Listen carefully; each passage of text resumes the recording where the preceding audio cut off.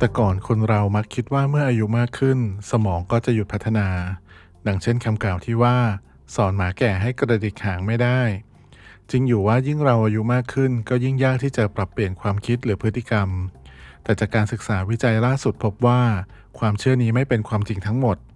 สมองของเรามีความยืดหยุ่นเหมือนพลาสติกเรียกว่า neuroplasticity ซึ่งหมายถึงสมองของเราเปลี่ยนแปลงอยู่ตลอดเวลา ทุกครั้งที่เราเรียนรู้ทักษะใหม่ๆ สมองของเราก็จะปรับตัวให้เข้ากับสิ่งใหม่ๆที่เราเรียนรู้ สมองของเราจึงเปลี่ยนแปลงอยู่ตลอดเวลา นอกจากนี้การศึกษายังพบว่าการกระตุ้นสมองอย่างสม่ำเสมอจะช่วยป้องกันหรือชะลอการเกิดของโรคสมองเสื่อมได้ ลองคิดดูสิว่าการกระทำหรือนิสัยบางอย่างของเราสามารถเปลี่ยนแปลงการทำงานของสมองได้ ในพอดแคสต์นิววิรชัยวันนี้ผมจะมาแบ่งปัน3นิสัยที่มีพลังในการปรับเปลี่ยนสมองของเรากันครับ เรามาเริ่มกันที่นิสัยแรกนะครับคือฝึกโฟกัสกับสิ่งที่คุณควบคุมได้คุณอาจจะคิดว่านี่ไม่ใช่นิสัยแต่จริงๆแล้วมันเป็นนิสัยของเราโดยธรรมชาติที่จะกังวลกับสิ่งที่เราควบคุมไม่ได้เช่นการเมืองสงครามสภาพอากาศการจราจรหรือปฏิกิริยาของคนอื่นๆคุณไม่จำเป็นต้องตอบสนองต่อสิ่งเหล่านั้นตามคำกล่าวของนักปรัชญาสโตอิกเอปิกเตโตสที่ว่ามีบางอย่างที่เราควบคุมได้และบางสิ่งที่เราควบคุมไม่ได้ สิ่งที่เราควบคุมได้คือความคิด ความมุ่งมั่น ความปรารถนา ความเกลียดชัง และการกระทำของเรา กล่าวโดยย่อคือสิ่งที่เป็นการกระทำของเรา สิ่งที่เราควบคุมไม่ได้คือร่างกาย ทรัพย์สิน ชื่อเสียง คำสั่ง และกล่าวโดยย่อคือสิ่งที่ไม่ใช่การกระทำของเรา เมื่อคุณดำเนินชีวิตต่อไปให้คอยเตือนตัวเองว่าฉันไม่ควบคุมสถานการณ์นี้สำหรับทุกสิ่งที่คุณเผชิญ จากนั้นบังคับให้ตัวเองโฟกัสกับสิ่งที่คุณควบคุมได้ หากคุณทำงานให้กับบริษัทที่ฐานะการเงินย่ำแย่ให้มุ่งเน้นไปที่การพัฒนาทักษะของคุณรักษาเครือข่ายของคุณและเตรียมตัวสำหรับการสัมภาษณ์งานใหม่หากคุณเป็นเจ้าของธุรกิจและกังวลเกี่ยวกับภาวะเศรษฐกิจถดถอยที่เกิดขึ้นให้มุ่งเน้นไปที่การสร้างผลิตภัณฑ์หรือบริการใหม่ๆที่มีต้นทุนต่ำกว่าและอัตรากำไรที่สูงกว่าจำไว้ว่าความเครียดส่วนใหญ่ของเราเกิดจากจิตใจของเราเองเราให้เวลากับความสนใจกับเหตุการณ์ภายนอกมากเกินไปซึ่งมันไม่คุ้มค่ากับเวลาและพลังงานของเราที่เสียไปอย่างแน่นอนเรามาลองดูตัวอย่างเรื่องเหล่านี้กันสักเล็กน้อยนะครับ 1. หากคุณกังวลเกี่ยวกับน้ำหนักของคุณให้โฟกัสไปที่การควบคุมสิ่งที่คุณสามารถทำได้เช่นการเลือกรับประทานอาหารที่มีประโยชน์และออกกำลังกายอย่างสม่ำเสมอ 2. หากคุณกังวลเกี่ยวกับความสัมพันธ์ส่วนตัวของคุณให้โฟกัสไปที่การสื่อสารอย่างเปิดเผยและซื่อสัตย์กับคู่ของคุณและสุดท้าย 3. นะครับ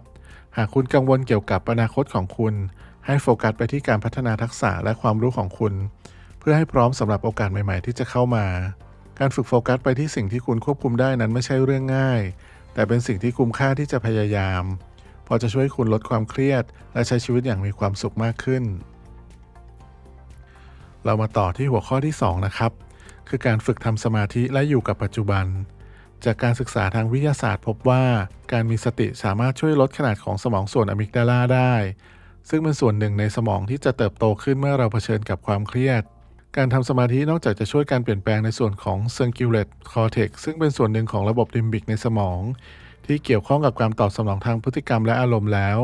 ยังช่วยให้เราควบคุมความคิดตัวเองได้ดีขึ้นซึ่งนั่นคือสิ่งที่เราต้องการนั่นหมายความว่าคุณไม่จำเป็นต้องยึดติดกับรูปแบบความคิดเชิงลบที่จำกัดศักยภาพและความสุขของคุณแต่ไม่ใช่เพียงแค่การทำสมาธิที่ต้องใส่ใจกุญแจสำคัญคือการเข้าใจว่าความกังวลของเราส่วนใหญ่เกิดขึ้นจากภายในตัวของเราเองเมื่อคุณแปรงฟันทำอาหารหรือทำงานสำคัญคุณมักคิดถึงอะไรบ่อยๆคนเรามักจะหลงไหลอยู่ในความคิดของตัวเองทำอะไรไปโดยไม่ได้ใส่ใจจริงจังจิตใจของคนเรามักชอบหลงทางและคุ้นคิดแต่เรื่องเก่าๆซึ่งแม้ว่าสิ่งเหล่านี้อาจจะเป็นประโยชน์ต่อความคิดสร้างสรรค์ของเราแต่ก็ไม่ดีถ้าเป็นมากเกินไปผู้ที่มักจะจมอยู่กับความคิดของตัวเองไม่ได้ใช้ชีวิตอยู่กับปัจจุบันพวกเขามักติดอยู่กับอดีตที่เสียใจหรือกังวลเรื่องปัญหาในอนาคตแต่เมื่อคุณทำสมาธิอย่างสม่ำเสมอคุณจะหลีกเลี่ยงการหลงลืมในความคิดของตัวเองซึ่งการทำสมาธินั้นง่ายมากๆเพียงแค่หายใจลึกๆช้าๆ5 ครั้งใช้เวลาประมาณ1 นาทีมันจะช่วยคุณสงบลงและอยู่กับปัจจุบันได้ดีขึ้นและแน่นอนว่าเป็นประโยชน์กับสมองของคุณด้วยอย่างแน่นอนเช่นกันครับมาถึงหัวข้อที่3แล้วนะครับคือการออกกำลังกายในทุกๆวัน งานวิจัยพบว่าการรวมเอาการนั่งสมาธิเข้ากับการออกกำลังกายนั้นจะช่วยเพิ่มความสามารถในการปรับเปลี่ยนของสมองซึ่งจะช่วยปรับโครงสร้างของสมองในทางบวกนอกจากนี้เมื่อเราออกกำลังกายอย่างต่อเนื่องในขณะที่กำลังเรียนรู้ทักษะใหม่ๆสมองที่ได้รับการเสริมประสิทธิภาพของเราก็จะเรียนรู้ได้เร็วขึ้นดรจอห์นเรตีแพทย์ผู้เขียนหนังสือที่ชื่อว่า Spark the Revolutionary New Science of Exercise and the Brainได้กล่าวถึงความสัมพันธ์ระหว่างร่างกายและจิตใจไว้ว่าการแก่ชราเป็นสิ่งที่หลีกเลี่ยงไม่ได้แต่การทรุดโทรมนั้นเป็นสิ่งที่หลีกเลี่ยงได้แน่นอนว่าในปัจจุบันเราไม่จำเป็นต้องหาอาหารและล่าสัตว์เพื่อเอาชีวิตรอดอีกต่อไป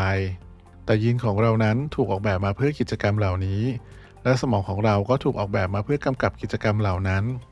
หากเราละทิ้งกิจกรรมเหล่านี้เราก็กำลังทำลายสมดุลทางชีวภาพซึ่งละเอียดอ่อนซึ่งได้รับการปรับแต่งมาตลอดกว่าครึ่งล้านปีพูดง่ายๆก็คือเราจำเป็นต้องใช้การเผาผลาญแบบออกซิเจนเพื่อรักษาร่างกายและสมองให้อยู่ในสภาพที่ดีที่สุด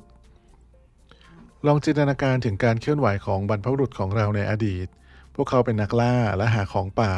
ซึ่งหมายความว่าพวกเขาเดินและเคลื่อนไหวอยู่ตลอดเวลาจากนั้นพวกเขาก็วิ่งเหยาะๆเมื่อพบเหยื่อดรเรตีได้กล่าวอีกว่าการออกกำลังกายด้วยจังหวะเดียวกันกับบรรพบุรุษของเรานั้นดีต่อสุขภาพของเราเช่นกันนั่นคือการเดินทุกวันวิ่งสัปดาห์ละ 2-3 ครั้งจากนั้นก็วิ่งเหยาะๆเบาๆเมื่อมีโอกาสนอกจากนี้การเคลื่อนไหวร่างกายยังทำให้เรารู้สึกดีอีกด้วยลองนึกถึงครั้งล่าสุดที่คุณออกกำลังกายอย่างหนักคุณรู้สึกยังไงบ้างคุณคงรู้สึกกระปรี้กระเปร่านั่นเพราะเป็นการออกกำลังกายที่ดีจะช่วยเพิ่มระดับโดพามีนหรือฮอร์โมนแห่งความสุขของเรานั่นเองครับเรามาสรุปส่งท้ายเนื้อหาในวันนี้กันสักนิดนะครับ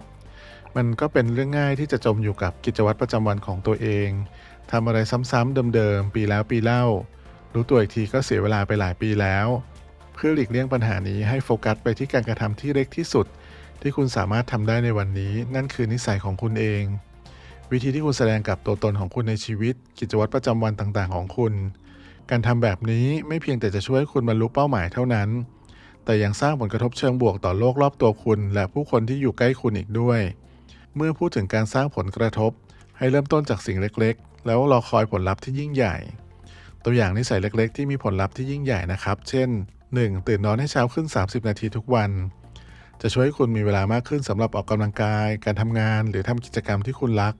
2. อ่านหนังสืออย่างน้อย10นาทีทุกวันจะช่วยให้คุณเรียนรู้สิ่งใหม่ๆและขยายขอบเขตความรู้ของคุณได้ดีและสุดท้ายนะครับ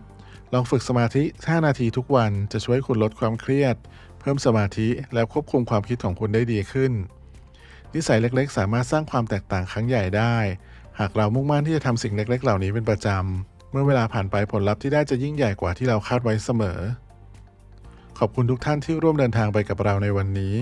หวังว่าเพื่อนๆจะพบกับแรงบันดาลใจและความรู้ใหม่ๆจากเราอย่าลืมที่จะติดตามเราและแบ่งปันความคิดของคุณเกี่ยวกับรายการนี้ซึ่งสามารถติดตามเราได้ที่ YouTube นิววีระชัยและอย่าลืมกดติดตามเพื่อจะไม่พลาดรายการใหม่ๆจากเราในทุกเช้าวันจันทร์พุธศุกร์ขอให้เพื่อนๆทุกคนมีวันที่สดใสและเต็มไปด้วยพลังนะครับแล้วพบกันใหม่ในตอนถัดไปสวัสดีครับ